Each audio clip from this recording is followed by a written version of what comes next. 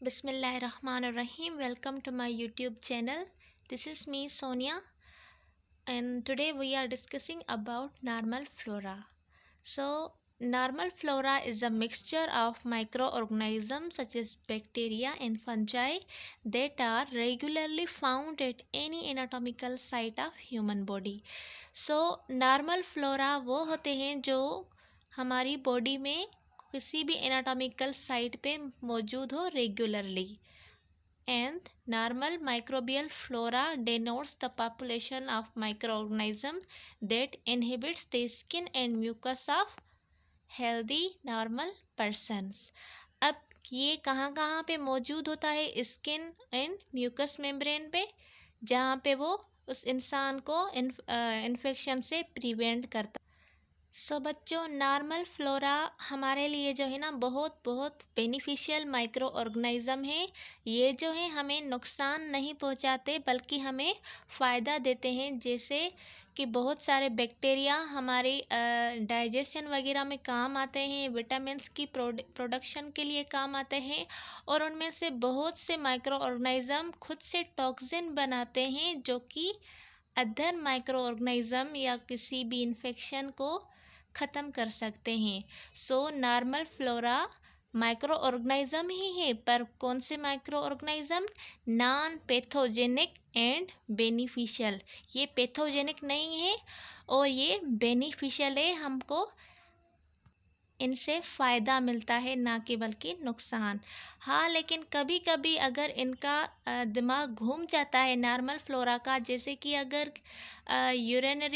Urethra वाले micro organism अगर gastro intestinal tract में आ जाए तो वहाँ पे वो इन्फेक्शन काज कर सकते हैं. जैसे कि आपने सुना होगा कि लार्ज इंटेस्टाइन वाले माइक्रो ऑर्गेनिज्म अगर स्मॉल इंटेस्टाइन में आ गए तो वहाँ भी वो इन्फेक्शन या कोई डिजीज़ काज कर सकते हैं.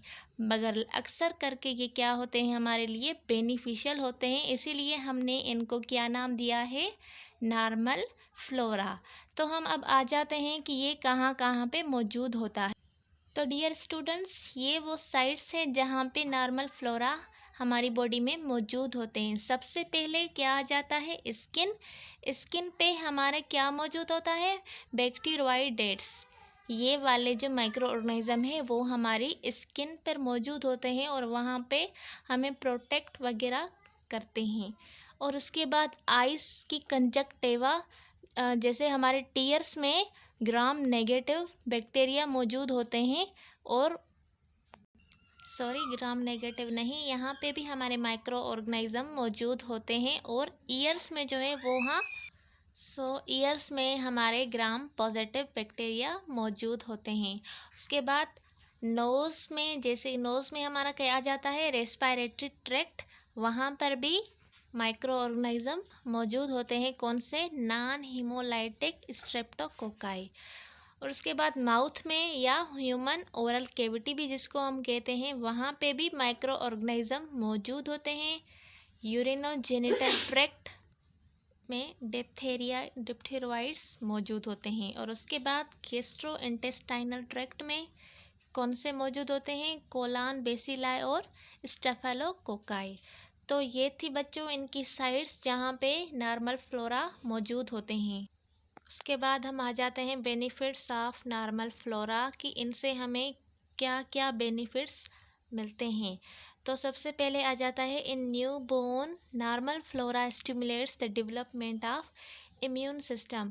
अगर जो न्यू बोर्न बच्चा है उसमें जो नॉर्मल फ्लोरा है क्या काम करती है? ये इम्यून सिस्टम को रिस्पॉन्स और स्टिमुलेट करती है. जैसे कि हमें पता है कि कोई भी एंटीजन या कोई भी फॉरेन पार्टिकल से वो हमारे इम्यून सिस्टम को स्टिमुलेट करते हैं. तो ये जैसे कि मैंने कहा कि कोई भी माइक्रो ऑर्गेनिज्म या कोई भी फॉरेन पार्टिकल स्टिमुलेट कर सकता है, तो ये भी क्या है? हमारे माइक्रो ऑर्गेनिज्म ही है. और फर्स्ट जो बेबी में इम्यून सिस्टम को रिस्पॉन्स स्टिमुलेट करते हैं वो कौन होते हैं? हमारे नॉर्मल फ्लोरा.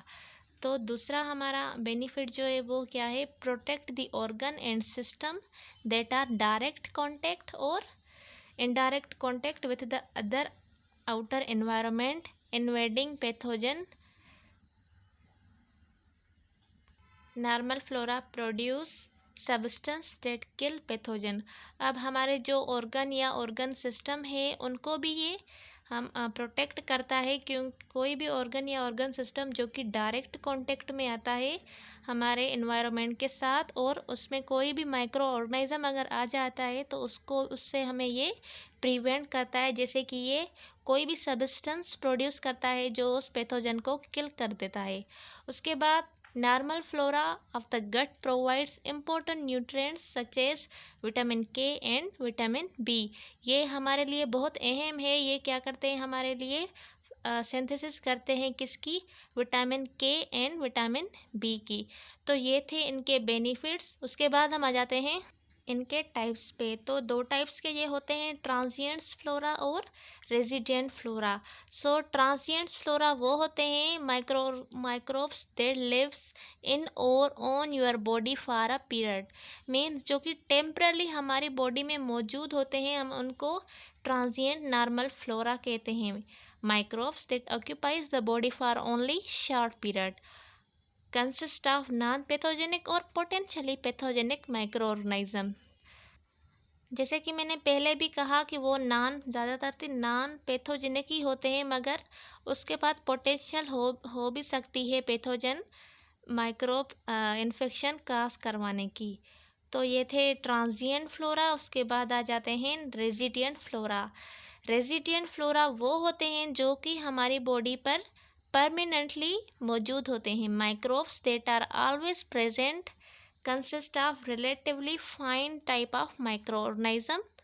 अब हमारी बॉडी में जो हमेशा प्रेजेंट होते हैं उनको हम रेजिडेंट फ्लोरा कहते हैं, और इनके मुख्तलिफ टाइप्स होते हैं फाउंड इन गिवन एज के मुताबिक भी ये चेंज हो सकते हैं।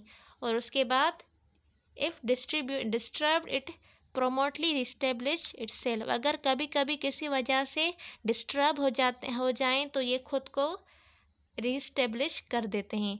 तो ये था हमारा आज का लेक्चर नॉर्मल फ्लोरा। उम्मीद करती हूँ आपको समझ आया होगा। सो वीडियो को सब्सक्राइब करना ना भूलिए। अल्लाह हाफिज़।